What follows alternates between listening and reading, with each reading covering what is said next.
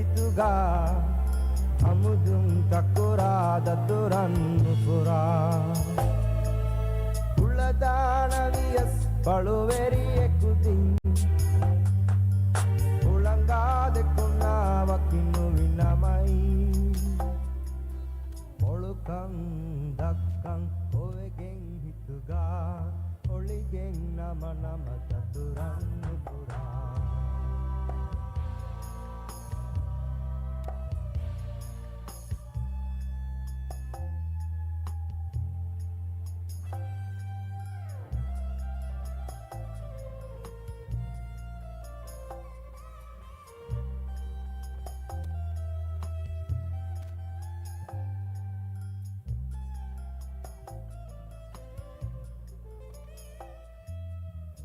lemma bodu otakas tibifa diya gandu nuhike namai ekuga payasha oevar rangalannu bala diya lekka tipturannu pura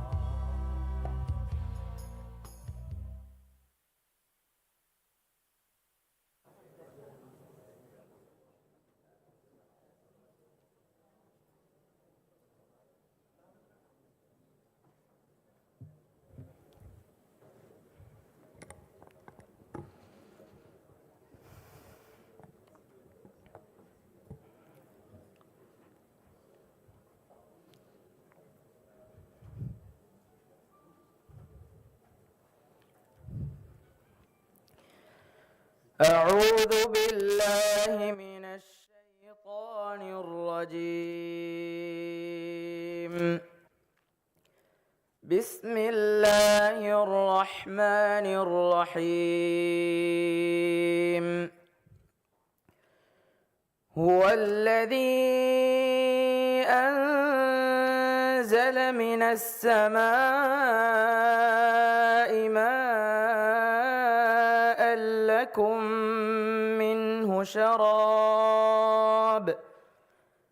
لكم منه شراب ومنه شجر فيه تسيمون ينبت لكم به الزرع والزيتون والنخيل والأعناب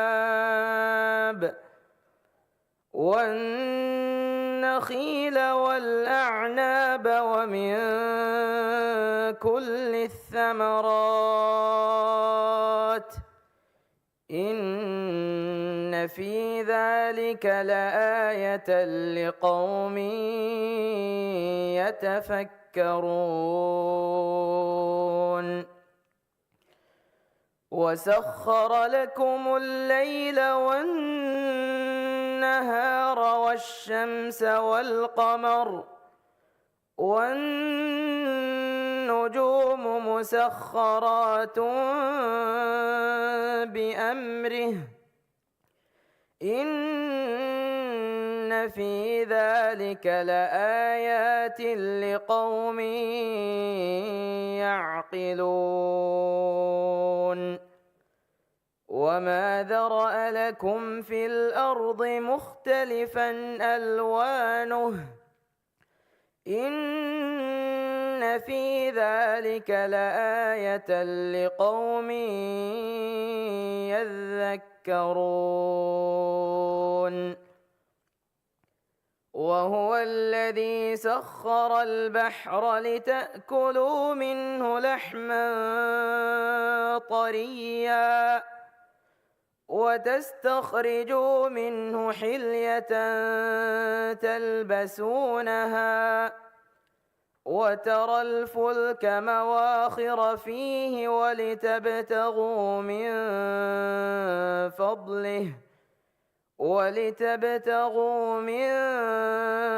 فضله ولعلكم تشكرون وألقى في الأرض رواسي أن تميد بكم وأنهارا وأنهارا وسبلا لعلكم تهتدون وعلامات وبالنجم هم يهتدون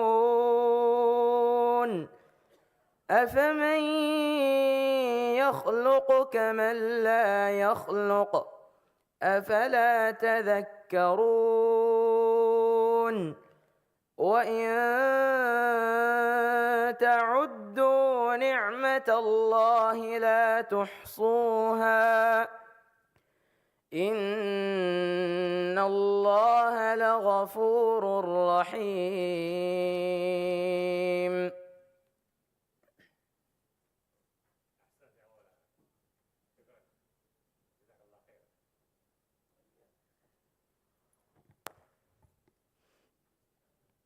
Bismillahirrahmanirrahim. Excellencies, distinguished delegates, ladies and gentlemen, Assalamu alaikum and a very good morning. My name is Mariam Hamra Hassan Didi and I will be your Master of Ceremony this morning. It is my great pleasure to warmly welcome all of you to the Maldives and to the opening ceremony of the 30th session of the Indian Ocean Tuna Commission. It is a privilege for the Maldives to host this important gathering for the first time, bringing together representatives from across the Indian Ocean region and beyond, united in our shared commitment to the sustainable management of tuna and tuna-like species. We are delighted to welcome over 200 delegates and stakeholders to Male, and we hope your time here will be both productive and memorable. The ceremony began with the recitation of the Holy Quran by Al-Hafiz Uwais bin Inaz, a student from Ahmadiyya International School. It is now my pleasure to invite the Honorable Minister of Fisheries, Agriculture and Ocean Resources, His Excellency Ahmad Shyam, to deliver his welcome remarks. Minister Ahmad Shyam.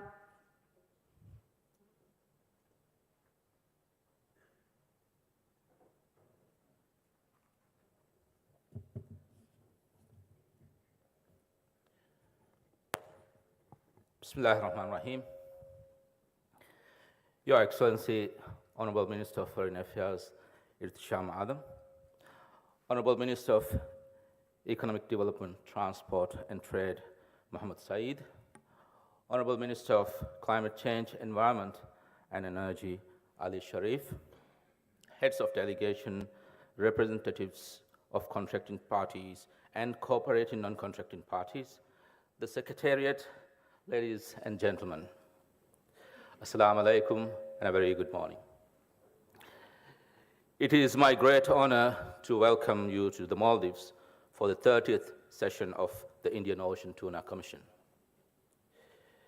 For the Maldives, hosting this commission is deeply meaningful to us, especially as an island nation whose history, economy, and identity have always been shaped by the ocean. You have arrived right at the turn of our monsoon season, a time when our seas become more demanding and unpredictable. Yet across our islands, fishermen continue to head out to sea every day as generations before them have done. Their resilience and commitment are reminder of why the work of this commission matters so profoundly to the Maldives and other coastal communities across the Indian Ocean. Under the leadership of His Excellency President Dr. Mohamed Muiz, the government of Maldives has placed strong emphasis on strengthening the fisheries sector, modernizing our industry, supporting fishing communities, and reinforcing our role as a responsible steward of the Indian Ocean. It is that spirit that our government gave its full support to hosting this meeting here in Male, and I would like to express my sincere appreciation to His Excellency President Dr. Mohamed Muiz for his strong support in making this happen. This decision reflects the importance we place on collaborative management of the Indian Ocean's tuna resources and on strengthening partnerships across our region. I would also like to take this opportunity to sincerely thank all those who worked tirelessly to make this meeting possible. The staff of the ministry, the IOTC Secretariat, partner agencies, volunteers, and everyone working behind the scenes over many months. Hosting a meeting of this scale is no small undertaking for a small island nation, and this event reflects their extraordinary dedication and hard work. This meeting is also particularly meaningful for Maldives because it reflects the growing role that Maldivians are playing within the work of Commission itself. As a coastal state deeply connected to the Indian Ocean, we value the opportunity not only to participate in these discussions, but also to contribute actively to strengthening cooperation within the IOTC framework. Ladies and gentlemen, I do not come before you today only as a minister. Like many Maldivians, I come from a fishing family. I come as the grandson of a fisherman and the son of a skipper. I grew up hearing stories from fishermen about patience, responsibility, and respect for the ocean. In the Maldives, sustainability has never been an abstract concept. Long before the term became common in international policy discussions, our communities understood that the health of the ocean determined the well-being of future generations. That understanding continues to guide our fisheries policies today. The tradition of taking no more than the sea can offer was handed down to me, and I strongly believe that it is my duty as a Maldivian and as a minister to faithfully pass it on to those who will inherit these waters after us. Distinguished delegates, one of the most important discussions before us this week concerns the conservation and management of yellowfin tuna. The Maldives has consistently supported the objective of rebuilding yellowfin stocks. Since the adoption of the first rebuilding measures in 2016, we have taken significant steps nationally to reduce pressure on the stock, including changes within our fisheries and the suspension of our longline sector. These measures have not come without cost. For small island developing states, conservation actions often carry very real social and economic consequences for fishing communities. Yet we accepted these responsibilities because we recognize the importance of ensuring the long-term sustainability of the resources. We therefore hope that the efforts and sacrifices made by responsible states are fully recognized within the work of this Commission. The Indian Ocean connects all of us. Its future will depend on our ability to work together with trust, fairness, and a shared sense of responsibility.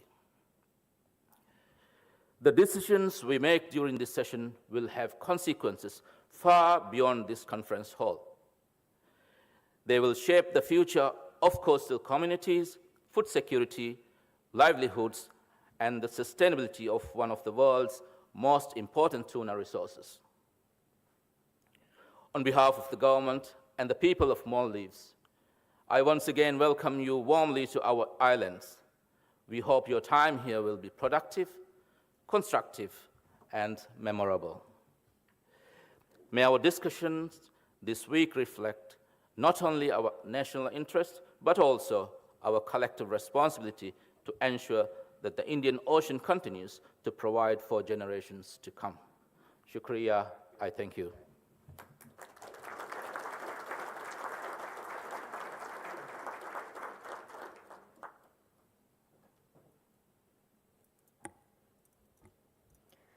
Thank you, Honorable Minister. I now have the honor to invite the Honorable Minister of Foreign Affairs, Her Excellency Irtisham Adam, to address the ceremony. Minister Irtisham Adam.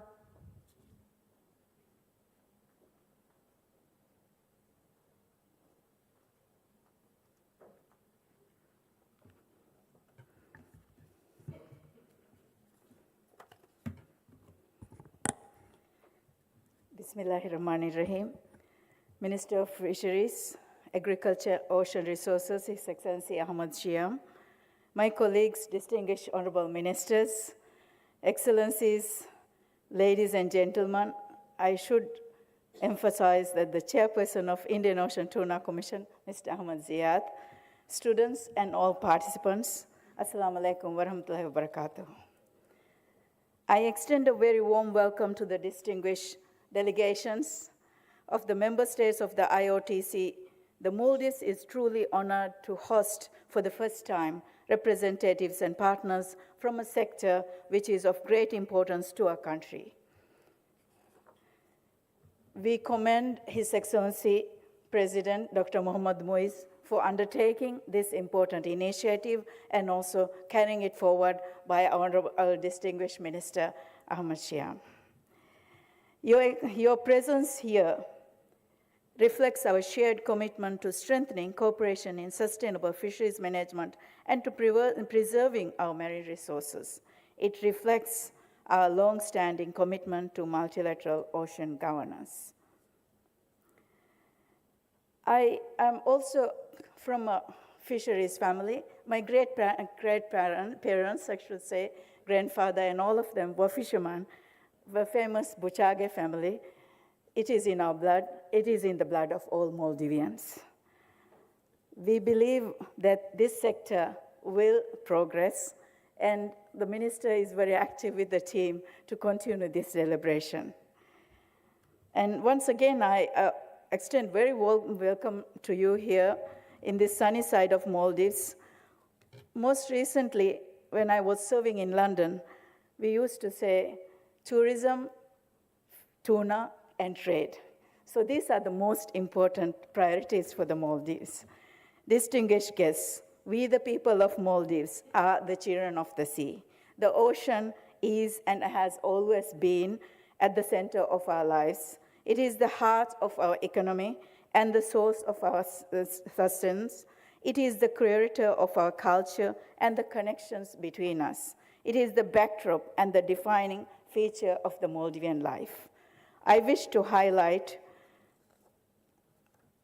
I would also like to say at the heart of this identity is tuna, a resource that has shaped our livelihoods, identity, and heritage for decades.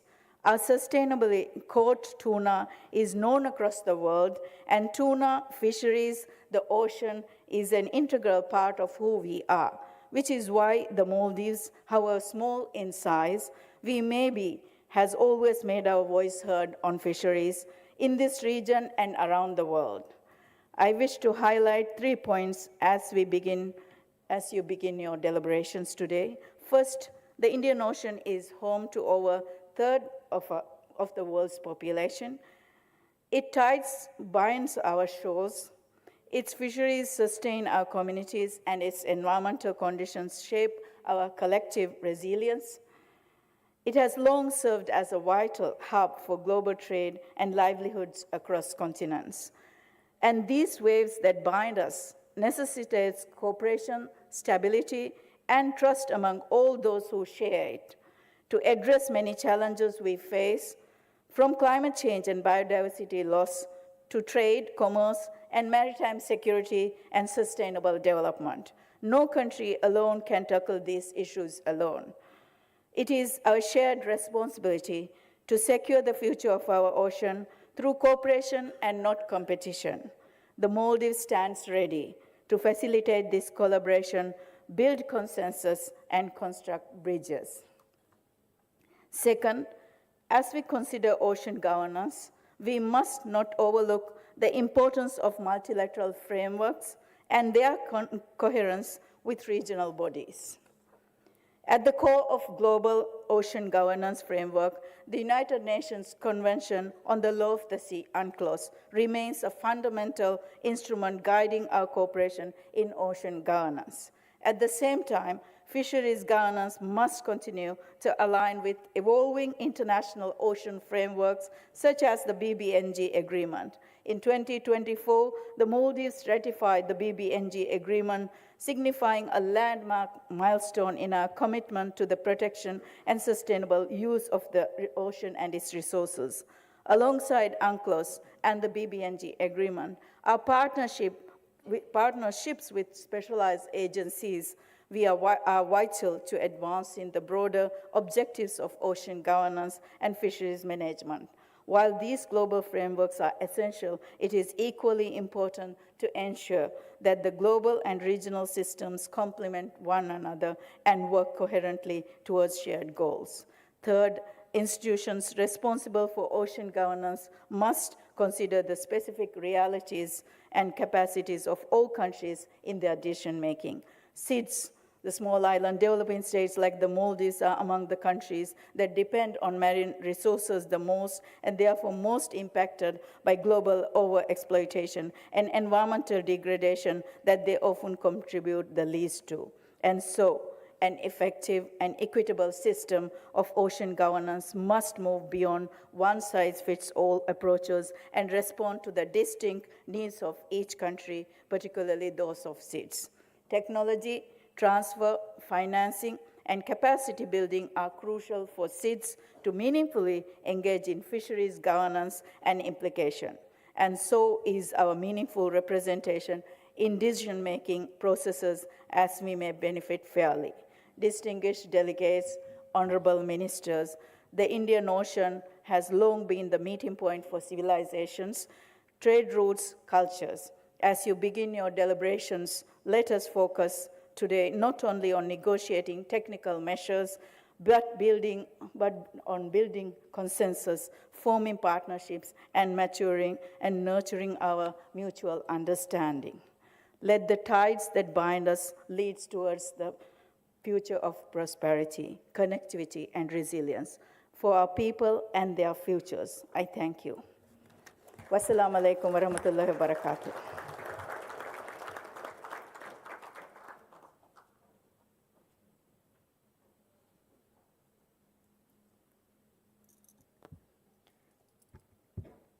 Thank you, Honorable Minister.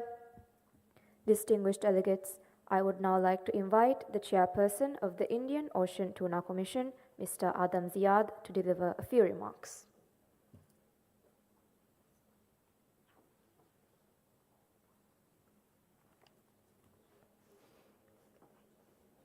Honorable Ministers, distinguished delegates, and colleagues, good morning and assalamu alaikum. Like other speakers before me, it is my honor to welcome you all to the 30th session of the Indian Ocean Tuna Commission. It is a privilege to stand before you today at the opening session of the IOTC, a commission that has shaped my professional life in more ways than one. As we gather here in the middle of the Indian Ocean, on these geographically remote yet deeply interconnected islands, we are reminded of a simple fact.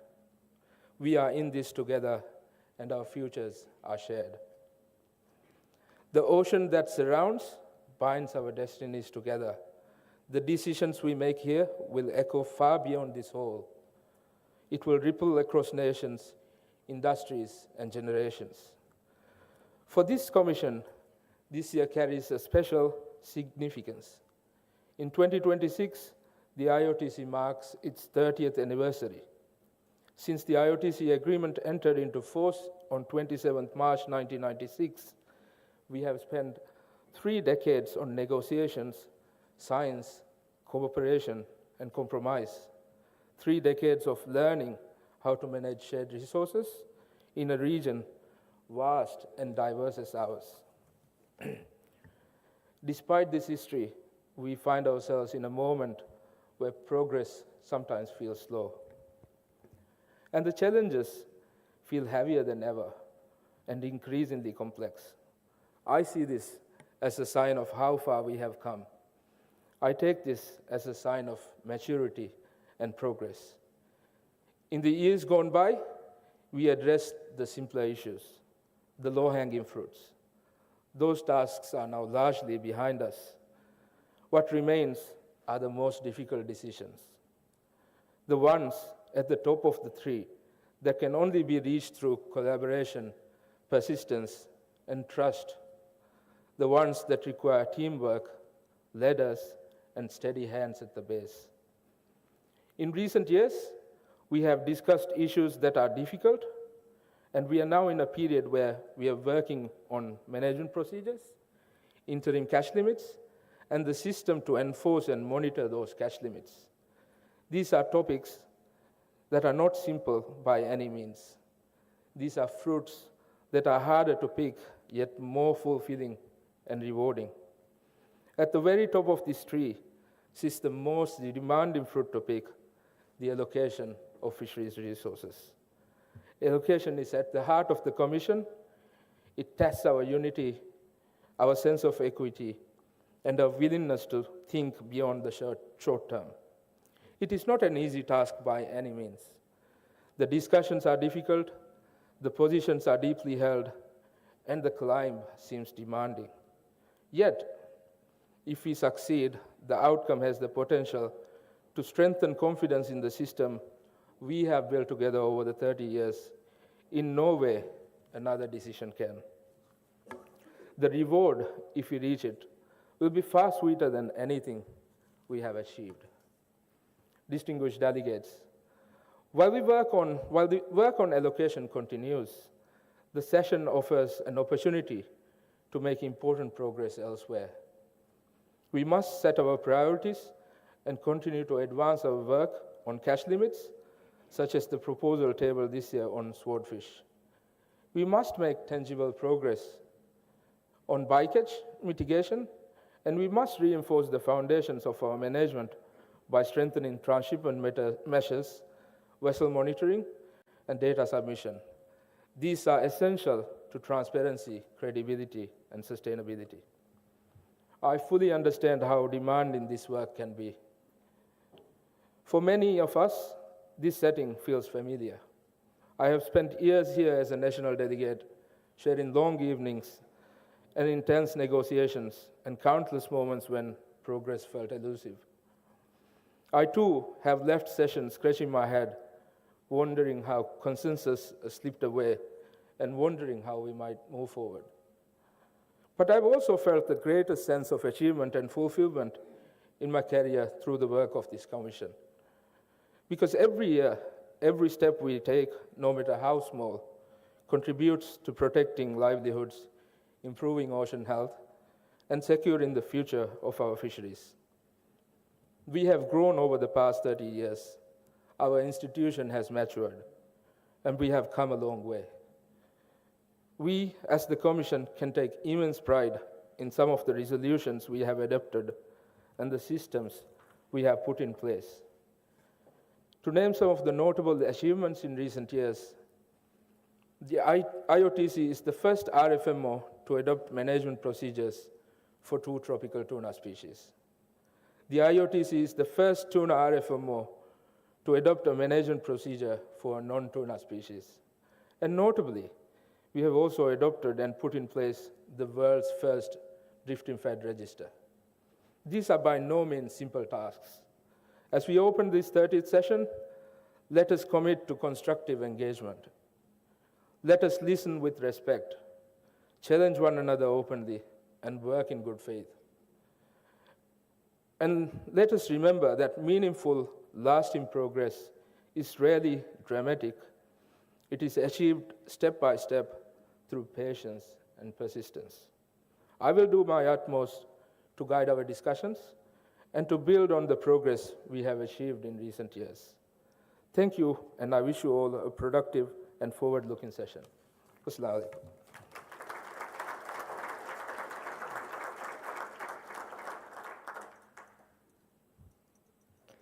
Thank you, Chairperson.